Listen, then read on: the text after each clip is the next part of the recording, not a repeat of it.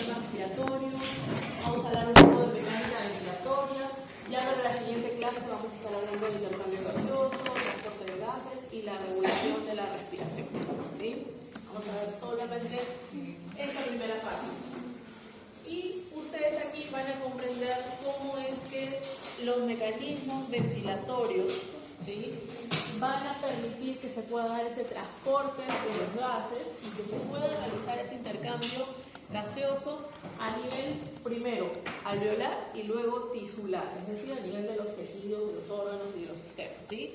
Y finalmente, cómo es la regulación de la respiración, ¿sí? Regulación, que ustedes ya saben, si estamos hablando de regulación, estamos hablando del sistema nervioso, básicamente, ¿ok?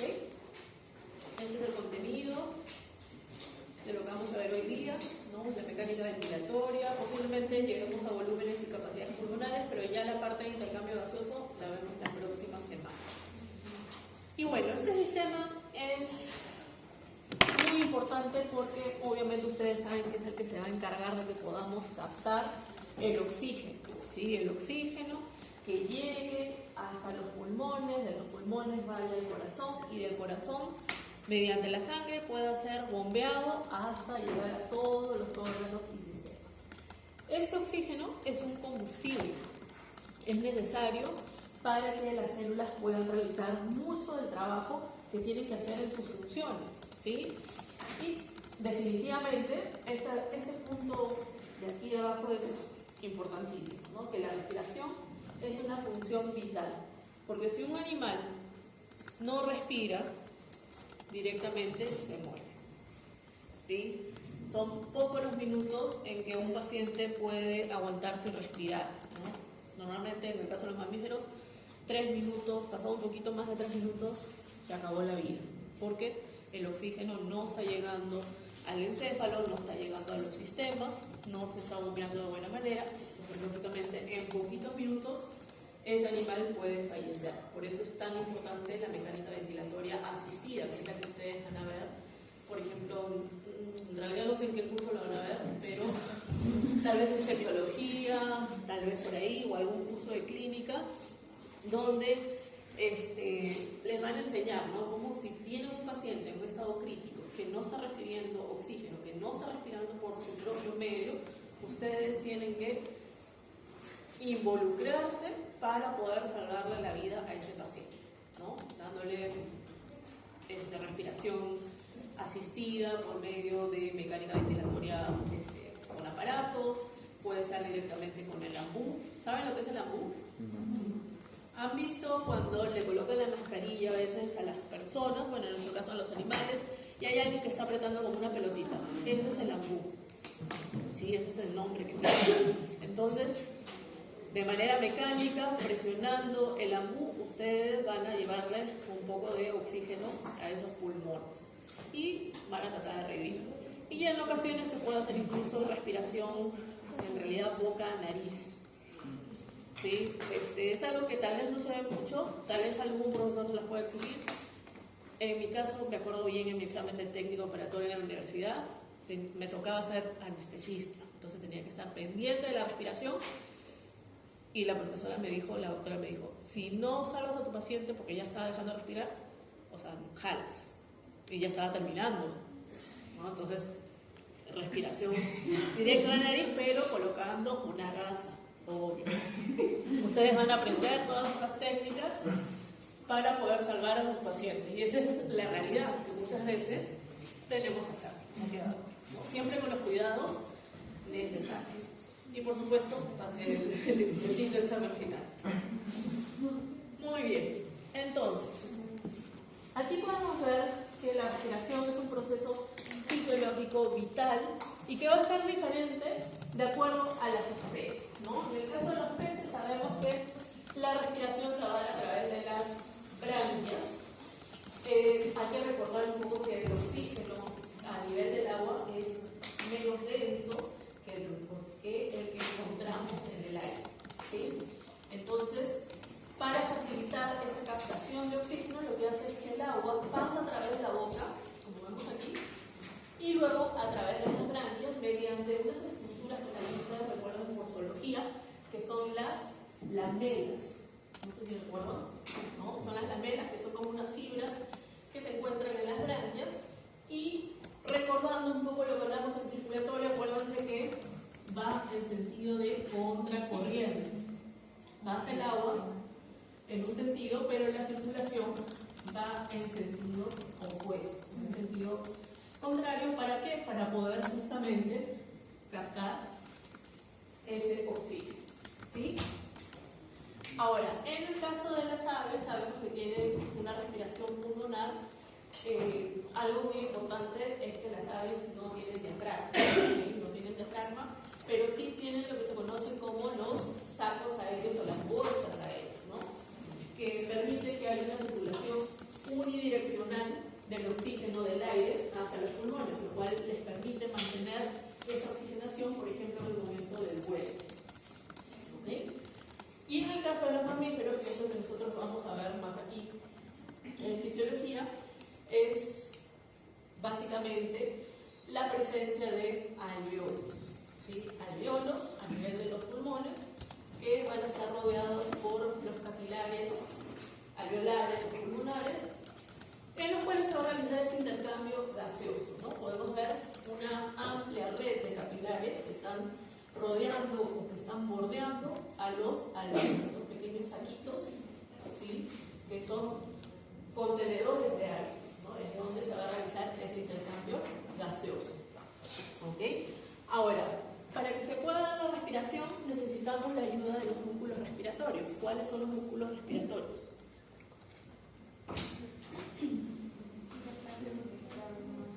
El diafragma y los intercostales internos y externos, ¿sí? En el caso de los intercostales internos y externos son músculos esqueléticos, ¿correcto? Y en el caso del diafragma, ¿qué tipo de músculo es? ¿Qué significamos?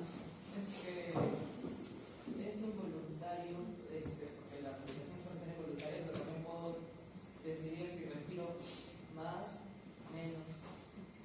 Ya, tiene mucho sentido lo que me estás diciendo. Y el músculo que vamos a encontrar a nivel del diafragma es el músculo esquelético. El músculo esquelético.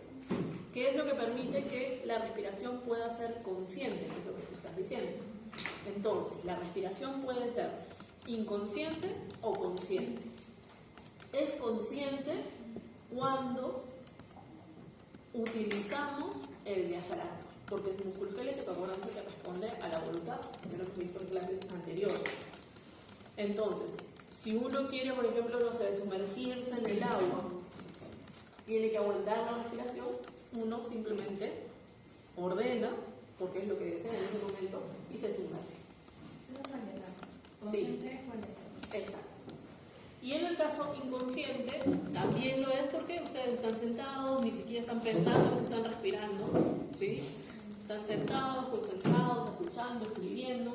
Y eso se debe a que justamente tenemos un centro respiratorio a nivel del bulbo raquídeo, que es ahí donde va a ocurrir esa regulación, que vamos a ver ya casi al finalizar la parte de respiratorio.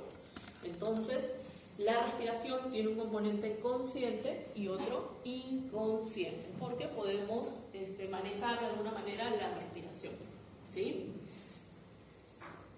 Ahora, tenemos lo que vendría a ser en esta mecánica ventilatoria dos procesos, el de la inspiración y el de la expiración.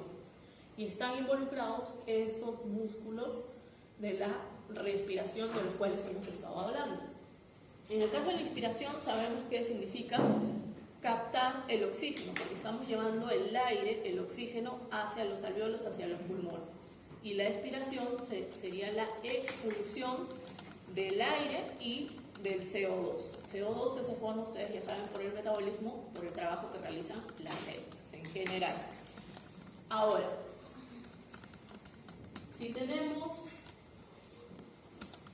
vamos a suponer que tenemos dos diafragmas, ¿sí? Ponerle A y B. ¿Cuál estaría en inspiración y cuál estaría en expiración? En inspiración la B. ¿En B cuál sería? Expiración. ¿Inspiración Es o expiración? expiración. ¿Cuál? expiración. Por acá, ¿qué dicen? ¿Igual? ¿O inspiración? Inspiración. En realidad sería expiración. Esto que estamos viendo en esta posición, ¿no?, que es convexo hacia arriba o hacia adelante y cóncavo hacia atrás o hacia abajo, quiere decir que es la posición normal del diafragma. Está relajado. ¿Sí? Está relajado. No. Cuando hay inspiración, que sería el A, el diafragma se contrae y va hacia atrás y hacia abajo. ¿Sí? Posición normal, en reposo, por lo tanto tenemos la expiración, que sabemos que es un mecanismo ventilatorio más de tipo pasivo, ¿sí? Mientras que la inspiración es un proceso activo, debido a que se contrae el diafragma. ¿Sí? Ahora, ojo, si bien la expiración es un proceso pasivo, también podemos encontrar una inspiración de tipo activa cuando es forzada. ¿No? Cuando es forzada, por ejemplo, cuando ustedes se sumergieron, están buceando por algunos minutos, salen, toman una bocanada de aire y enseguida tienen que expulsar todo el aire que han tomado. ¿Sí? Entonces ahí están forzando la expiración. ¿Ok? Entonces, la inspiración, un proceso activo, de todas maneras. Y la expiración es un proceso pasivo, pero si se está forzando, se convierte en un proceso activo. ¿Ok? Ahora, aquí hay algo muy importante, que es tanto en inspiración y en expiración. Por ejemplo, la inspiración dice que con la entrada del aire hacia los pulmones se inicia con la expansión pulmonar, lógicamente porque el tórax se ensancha. ¿Sí? El tórax se ensancha, el diafragma se contrae hacia abajo, en el caso de los humanos o animales bípedos, o hacia atrás en los animales cuadrúpedos, lo cual origina una presión intrapulmonar menor que la atmosférica. Mientras que en el proceso de la expiración, que es la expulsión del aire, lo que vamos a ver es que hay una contracción de los pulmones, vuelven a su posición normal de relajación. Sabemos que el diafragma se relaja, regresa a su posición original y va a originar una presión intrapulmonar mayor que la atmosférica. ¿Sí? No se olviden de esto, porque esto lo vamos a ver, creo que ya no lo vamos a llegar a ver, pero la próxima semana vamos a hablar de esto, ¿no? Que durante la inspiración esa presión intrapulmonar va a ser menor que la presión atmosférica, es decir, que es una presión negativa, mientras que durante la expiración es una presión positiva. ¿Por qué? Porque es mayor que la presión atmosférica. ¿Sí? La próxima semana vamos a ver el tema de las presiones, porque creo que hoy ya no nos va a dar el tiempo. Y ven aquí lo que hemos estado hablando.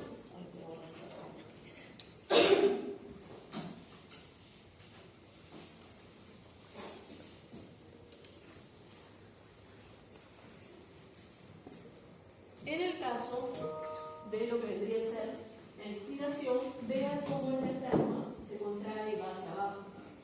Bueno, en este caso es el ser humano, pero en el caso del perro va a ir hacia atrás, ¿no? Y además podemos ver que la caja torácica se está expandiendo, a diferencia de la expiración, en la cual el diafragma se relaja, ¿no? Se contrae la caja torácica y el aire va a ser expulsado, ¿no? Junto con lo que vendría a ser el CO2.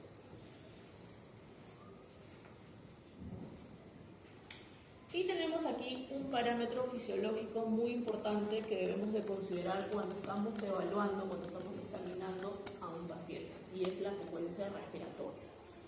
Así como tenemos la frecuencia cardíaca, tenemos la frecuencia respiratoria, es decir, el número de respiraciones o de ciclos respiratorios que se dan durante un minuto de tiempo. Creo que hoy día van a hacer fisiología del ejercicio, me parece, con Fernanda. Ahí van a tomar este parámetro, por ejemplo. ¿Sí? Van a tomar la frecuencia respiratoria, que sería el número de respiraciones por minuto. Y tenemos aquí algunos valores como promedio, porque eso va a variar un poco entre realidad varios factores, ¿no? Desde ubicación, altura, o se encuentra en valle, o en los mismos perros, por ejemplo, en diferentes razas. Tenemos razas de gran tamaño, razas de pequeño tamaño, en las cuales va a variar muchísimo, ¿sí? Pero este es el promedio que van a encontrar en la mayoría de libros. Pero ya saben que hay variaciones, siempre nos manejamos por rangos. Ahora, justamente esos rangos se dan porque vamos a tener factores que van a afectar la frecuencia respiratoria. Y una de estas es la edad. Va a ser muy diferente la frecuencia respiratoria de un cachorrito versus la frecuencia respiratoria de un animal geronte, es decir, de un animal viejo, ¿sí? ¿Quién tendría mayor frecuencia respiratoria? El cachorrito, ¿no? ¿Por qué? Más activo que más. El metabolismo es mucho más acelerado, es mucho más rápido.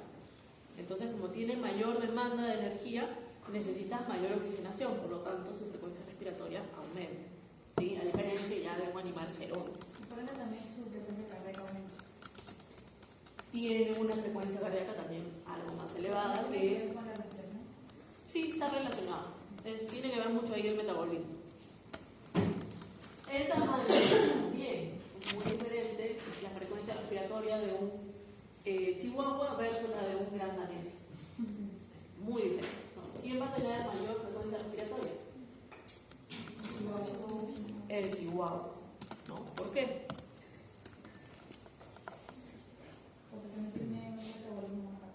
Tiene un metabolismo mucho más rápido, mucho más acelerado. Normalmente, si ustedes tal vez en zoología lo han visto, ¿no? Que hay algunas, por ejemplo, musarañas, algunos ratones que tienen una frecuencia cardíaca, una frecuencia respiratoria muy elevada porque tienen un metabolismo muy acelerado, ¿no? Entonces, mientras más pequeño sea el mamífero, su frecuencia respiratoria va a ser mucho más acelerada, ¿sí?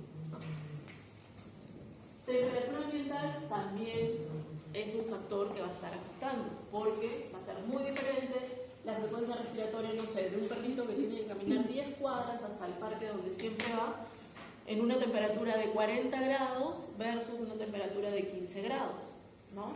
¿En cuál estará mayor esa frecuencia respiratoria? ¿En cuál? En la que tiene mayor temperatura, ¿no? Entonces, en ese caso, la temperatura también tiende a acelerar los procesos fisiológicos.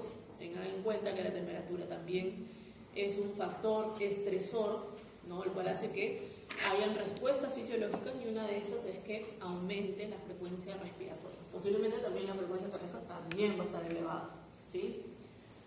El ejercicio también, ¿no? El claro ejemplo, a veces cuando tenemos que venir hasta aquí, la frecuencia respiratoria, la frecuencia cardíaca comienza a aumentar, ¿no?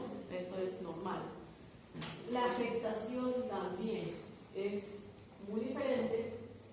La frecuencia respiratoria, por ejemplo, una perrita que no está preñada y una que está en estado de gestación, ¿no? ¿Por qué? Ella pregunta por qué. No me digan que es porque se alimenta por varios, que respondo eso, pero no es así. ¿Pero por qué?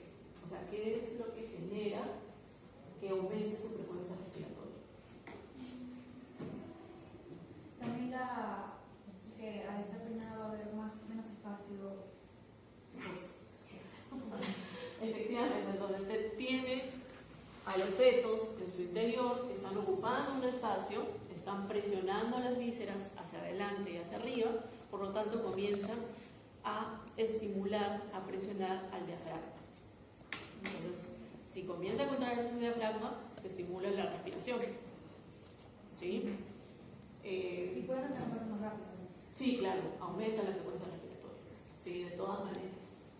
Y tenemos también el estado de salud, es decir, que mientras no haya patología, es decir, cuando se encuentra en un estado homeostático, en condiciones óptimas de salud, la frecuencia respiratoria se va a mantener dentro del rango o de estos promedios, ¿sí? Pero ¿qué pasa cuando tenemos un paciente que tiene neumonía, que tiene tos de las carreras? Definitivamente la frecuencia respiratoria se va a alterar, ¿sí? Puede aumentarse o puede disminuirse. Lo mismo pasa con nosotros, ¿no? Cuando estamos resfriados, se nos tapa la nariz, estamos con tos, ¿no? Y una tos encima que es muy molestosa, esa frecuencia respiratoria también comienza a afectarnos, comienza a alterarse, ¿sí? Entonces, estado de enfermedad definitivamente va a hacer que esa frecuencia respiratoria se vea alterada. ¿Okay? Por ejemplo, en caso de todas las carreras disminuyen. Tiende a disminuir, ¿sí? Tiende a disminuir, pero también puedes tener, de acuerdo a los signos que vas encontrando, también podría estar aumentado. Pero lo que normalmente dicen los libros es que está disminuyendo. Pero ya cuando ustedes estén en la práctica y se van a dar cuenta que todo lo que dicen los libros no es tan así. Por eso es bueno hacer una buena anamnesis muchas veces, ¿no? Y tratar de que se puedan realizar diagnósticos o sea, de laboratorio, ¿no? Que nos acompañen en lo que nosotros estamos presumiendo, ¿no? Haciendo un diagnóstico presuntivo. ¿Para qué? Para tener un diagnóstico definitivo y poder lógicamente instaurar nuestra herramienta. Ahora, aquí tenemos lo que vendría a ser la espirometría, que este es un examen que tal vez a algunos de ustedes se les han hecho porque es mucho más común en los seres humanos que en los animales, porque hay que soplar un dispositivo y en nuestros pacientes es un poco difícil pedirles que soplen, ¿no? No nos van a hacer caso, nos van a mover la cola, van a mover las orejas, pero lo que menos van a hacer es soplar. Pero, de acuerdo a ciertos estudios que sí se han hecho, por ejemplo en Inglaterra, se han hecho en Francia, ¿no? Sí se ha podido obtener algunos valores espirométricos en equinos, por ejemplo, ¿no? También en caninos, pero sí es un poco más difícil, lo tenemos más en la teoría que en la práctica. Pero es importante conocerlo porque es parte, ¿no? Del sistema respiratorio. Entonces, lo que vemos aquí con esta espirometría es determinar cómo están los volúmenes y capacidades. Volúmenes y capacidades que posiblemente ustedes ya las han visto en biofísica, tal vez. Creo que sí. Igual aquí es una especie de repaso donde podemos ver el que es de inicio, ¿no? El volumen tidal, el volumen corriente, ¿no? Que es, con ese nombre les conoce, que se refiere al aire que entra y sale durante una respiración normal. Promedio, unos 500 ml, ¿no? Volumen tidal o volumen corriente. Tenemos el volumen de reserva inspiratoria, que se refiere al aire que está siendo inspirado luego de una inspiración máxima o forzada, ¿no? Ahora, tenemos un volumen de reserva expiratorio que se refiere al aire que está siendo expulsado, que está siendo expirado durante una expiración forzada máxima, luego de una expiración normal. Y finalmente tenemos un volumen residual. Ese volumen residual se refiere al aire que queda o que permanece a nivel de los pulmones luego de que se ha realizado una expiración forzada máxima. ¿Sí? Es un volumen residual. Ahora, la suma de estos volúmenes es la que nos va a dar las capacidades, ¿no? Y tenemos lo que vendría a ser la capacidad, por ejemplo, inspiratoria, que vendría a ser la sumatoria del volumen tidal más el volumen de reserva inspiratoria. Esa es la capacidad inspiratoria. ¿Cómo se obtiene? Como les digo, es la sumatoria. El volumen tidal 500 más 3100 que corresponde a ese volumen de reserva inspiratoria. Tenemos la capacidad residual funcional, que vendría a ser la sumatoria del volumen residual más el volumen de expiración, de reserva expiratoria, es la que genera la expiración máxima, ¿sí? Es la capacidad residual funcional. Tenemos la capacidad vital, que es la sumatoria entre el volumen tidal, el volumen de reserva inspiratorio, más el volumen de reserva expiratoria. Es lo que nos da esa capacidad vital. Y tenemos la capacidad pulmonar total, que es la sumatoria de los 4 volúmenes que hemos visto. Volumen tidal, volumen de reserva inspiratoria, más volumen de reserva expiratoria, más el volumen residual. ¿Sí? Es lo que se conoce como capacidad pulmonar total. ¿Cuál era el de la capacidad vital? Capacidad vital, sumatoria de volumen tidal, volumen de reserva inspiratoria, más volumen de reserva expiratoria. Esto siempre les digo a mis alumnos, esto está muy bonito como para un falso verdadero o para marcar, entonces ya ahí ya vayan bien. Tenemos aquí las capacidades, que es lo que hemos visto, ¿no? La sumatoria, por ejemplo, la capacidad vital, volumen tidal más volumen de reserva inspiratoria más volumen de reserva expiratoria.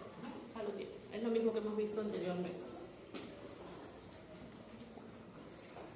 Ahora, podemos tener también un volumen respiratorio por minuto. Esto posiblemente lo van a ver en la práctica, van a tener que calcular. Aquí un ejemplo. ¿Cómo se calcula ese volumen respiratorio? Vendría a ser el volumen tidal por la frecuencia respiratoria. Aquí nos da ya un ejemplo con valores, es decir, nuestro volumen tidal de 500 ml por una frecuencia respiratoria de 10 respiraciones por minuto. Se hace el cálculo y al final nos da como producto 5000 ml por minuto, es decir, volumen que entra o sale de los pulmones por cada minuto. ¿Sí? Es el volumen respiratorio por minuto. Hoy día lo van a ver a la hora que tengan que calcular. No sé si esta práctica la hacen con perros, me parece. La vez pasada es el que estaba diciendo correr nosotros. Ah, ustedes. Ah, ya, yo.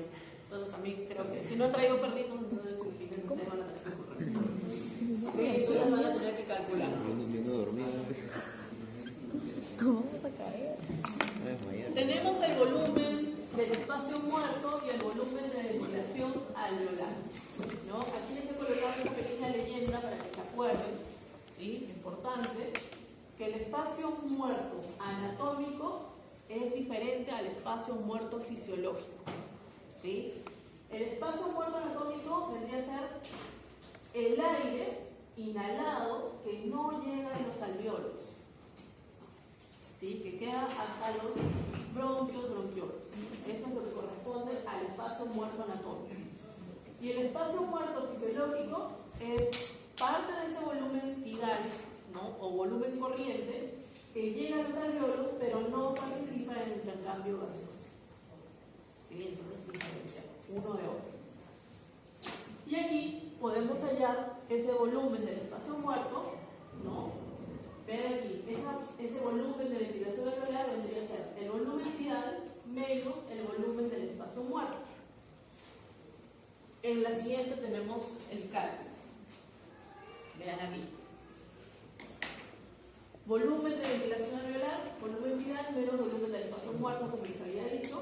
En este caso, el volumen tidal 500 ml, como ya habíamos visto en nuestro ejemplo, menos aproximadamente 150 ml, que corresponde a ese volumen del espacio muerto, ¿sí?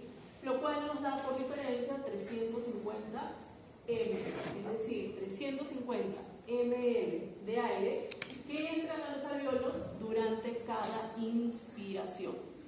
Eso es la regla 150. No, para ese ejemplo. Ah, ok. ¿Sí? Para ese ejemplo. Posiblemente por el valor que estamos viendo ahí, posiblemente se trate de un perro de talla chica. Ahora, tenemos también otro valor que se puede hallar, que es el volumen de ventilación alveolar por minuto. Volumen de ventilación alveolar por minuto. Es decir, este volumen que tenemos aquí, ¿sí? 350 ml por la frecuencia respiratoria, que nuestro ejemplo era de 10, ¿sí? 10 respiraciones por minuto, lo cual nos da 3500 ml por minuto que entran a los alveolos durante un minuto de tiempo. Y aquí nos habla de ese volumen de aire que va a ser parte del intercambio gaseoso durante un minuto de tiempo. ¿Sí? Por si acaso esto de los cálculos, yo no se los voy a pedir en el examen, pero posiblemente en la práctica, como les digo, como van a tener en la práctica y tienen que hacer el cálculo, posiblemente sí. ¿Sí? Entonces aquí tienen los ejemplos como para que se guíen. ¿El examen que viene es teórico práctico también? No, es solamente teórico. No. El examen que viene es respiratorio y parte del digestivo, ¿sí? Aproximadamente 30% va a ser respiratorio y 70% digestivo. ¿Ya? Ahora, esto es lo que hemos venido hablando hace un momento sobre la inspiración y la expiración, en la cual podemos ver que la inspiración es un proceso activo, a diferencia de la expiración, que es un proceso pasivo, y ya sabemos por qué, porque tiene que ver mucho el diafragma. En este caso se contrae y en este caso se relaja, salvo que sea forzado, como nos ya explicamos. En la inspiración tenemos la expansión de la pared torácica porque necesitamos que los pulmones se llenen de aire, entonces lógicamente hay una expansión de estos órganos, ¿sí? Y en la expiración ocurre lo contrario, hay una contracción. ¿Por qué? Porque necesitamos eliminar el CO2, necesitamos eliminar el aire, ¿okay? Y como les había comentado, en la inspiración, presión negativa respecto a la presión atmosférica, y en la expiración, presión positiva. Lo cual, si hablamos de presión negativa, no quiere decir que va a tener un signo de negativo delante, ¿sí? No se refiere a eso, sino se refiere a que si tenemos la presión atmosférica, ¿sí? 760 milímetros de mercurio, si está por debajo, decimos que es negativa, es decir, cuando es menor a 760. Cuando hablamos de 758, 759, ya es una presión negativa. ¿Por qué? Porque es menor a 760. Y decimos que es positiva cuando esa presión está por encima, es mayor a 760 milímetros de mercurio, ¿no? Entonces decimos que es positiva. Y eso lo vamos a ver la próxima semana, vamos a empezar con esto, luego de revisar el examen, y vamos a entender tal vez un poquito mejor, ¿no?, lo que estamos hablando. Y esto va a responder justamente este tema de estas presiones positivas y negativas a la ley de Boyle. Recuerden la ley de Boyle por biofísica, que decía que en un ambiente cerrado, como en este caso son los pulmones, ¿no?, los alveolos, cuando tenemos un aumento en el volumen, la presión disminuye. O al revés, si el volumen disminuye, la presión aumenta. Son inversamente proporcionales. Sí. Ley de Boyle, en un ambiente cerrado, vamos a ver que a medida que aumenta el volumen, la presión disminuye. O también podemos ver que si el volumen disminuye, la presión aumenta. Son inversamente proporcionales. ¿Sí? El volumen y la presión. Y eso es lo que vamos a ver la próxima semana. Entonces, yo les recomiendo que si pueden leer, puede ser de nuestras mismas diapositivas, o si quieren de su libro de Gay, de Única, de García Quizá, les recomiendo leer la ley que digo, la presión, no la ley, porque la ley ya la hemos visto.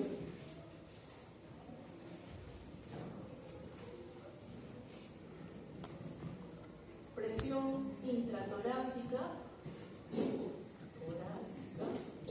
y la presión intraalveolar, ¿sí?